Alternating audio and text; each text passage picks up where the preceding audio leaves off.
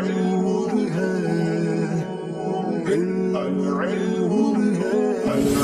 القرآن يوحدنا لطريق الخير يوجهنا الله تعالى أنزله ورسول الله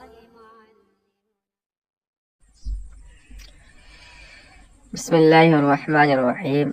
محموز فا از باب ضربہ. باب ضربہ سے محموز فا کی گردان. الاسر یہ مصدر ہے اور اس کے معنی آتے ہیں بند کردن، قید کرنا. اس کی جو گردان ہوگی صرف صغیر کی، مصنف نے یہاں مختصراً ذکر کیا. پوری گردان اس طرح ہوگی: أسر يأسر أسرا فهو آسر، وأسر يأسر أسرا فهو مأسور. الأمر منه إيسر والنهي عنه لا تأسر. الظرف منه مأسر والآلة منه مئسر ومئسرة ومئسار، وتثنيتهما مأسران ومئسران، والجمع منهما مآسر ومآسير. أفعل التفضيل منه آسر والمؤنث منه أسرة، وتثنيتهما آسران وأسريان، والجمع منهما آسرون وأواسر وأسر وأسريات.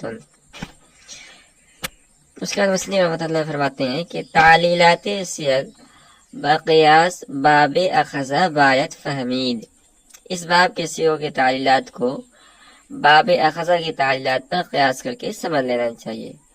جس آنکھے در امر آنکھے ایسر است، سوائے اس کے کہ اس باب کا جو امر کا صیغہ ہے وہ ہے ایسر.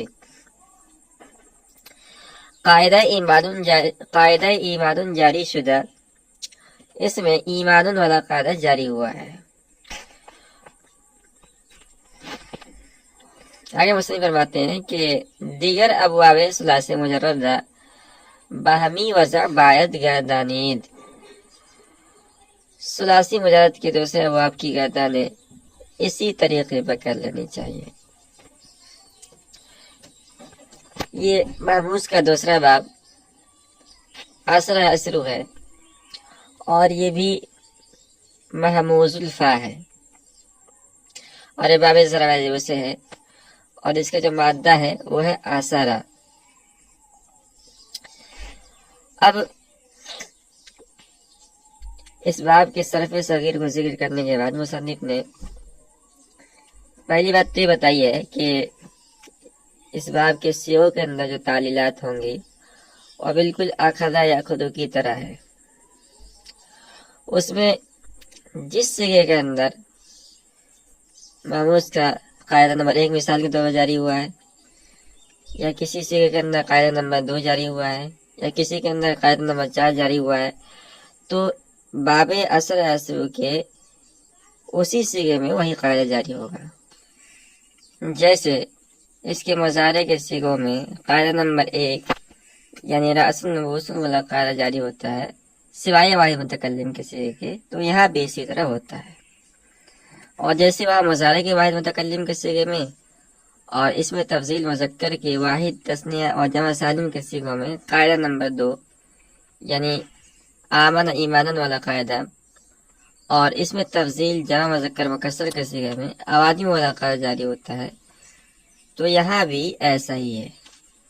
البتہ مصنف فرماتے ہیں کہ فرق یہ ہے کہ اخذہ خود کے باب میں جو امر حاضر تھا وہ خلاف قیاس خود استعمال ہوتا ہے، جبکہ اس باب کا امر حاضر معروف قیاس کے موافق ایسر ہے، جو اصل میں ایسر تھا، اور اس میں آمن والا قاعدہ جاری ہوتا ہے.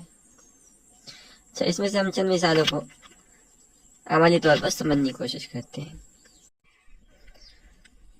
اب مثال کے لیے اور سمجھنے کے لیے ہم اس باب کے 1-2 سیغوں کی تعلیل آپ کے سامنے پیش کرتے ہیں.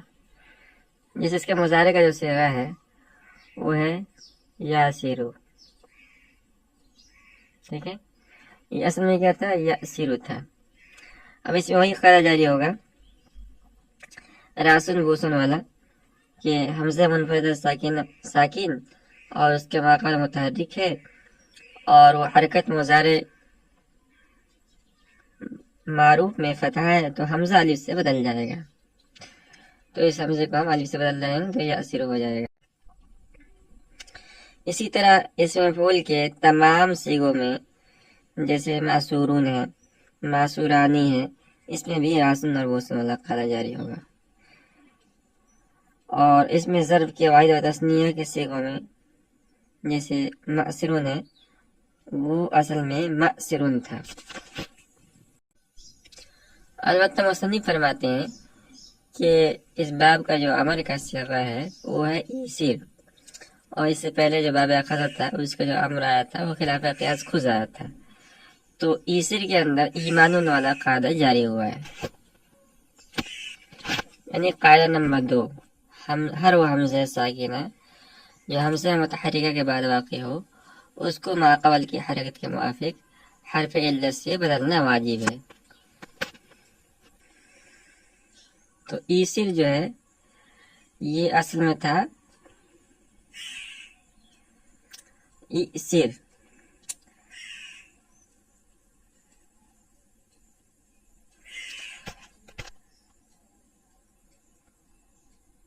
تو اسی قاعدے سے ہم نے حمزہ ساکنہ کو یا سے بدل دیا تو ہو جائے گا ایسر.